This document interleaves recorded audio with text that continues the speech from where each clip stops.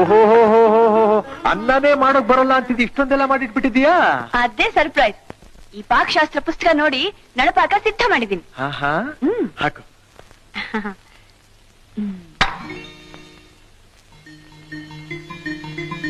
ಏನು ಏನೋ ತಲೆ ಮೇಲೆ ಬಿದ್ದಾಗಾಯ್ತು ತಪ್ಪಂತ.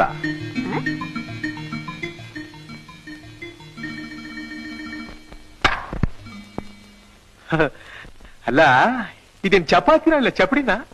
ತಿಂದು ನೋಡಿ ಆಮೇಲೆ ಹೇಳಿ. ತಿಂದು ನೋಡಿ ಹೇಳ್ಬೇಕಾ? ಇದೇನ್ ರಬ್ಬರ್ ತರ ಇದೆ.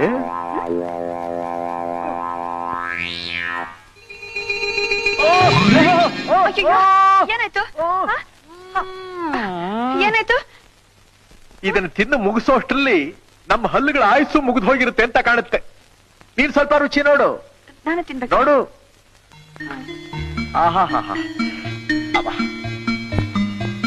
ಯಾಕೆ ತಮ್ಮ ಕೈಲೂ ಆಗ್ತಾ ಇಲ್ಲ? ತಾವೇ ಸಿದ್ಧ ಮಾಡಿದ್ದು.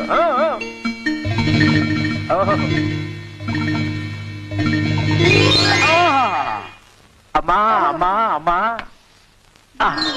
ತಮ್ಗೂ ಅದೇನಾಗಿದ್ದು ಅಲ್ಲ? ಇದನ್ನ ನೀನೇ ತಾನೇ ತಯಾರು ಮಾಡಿದ್ದು?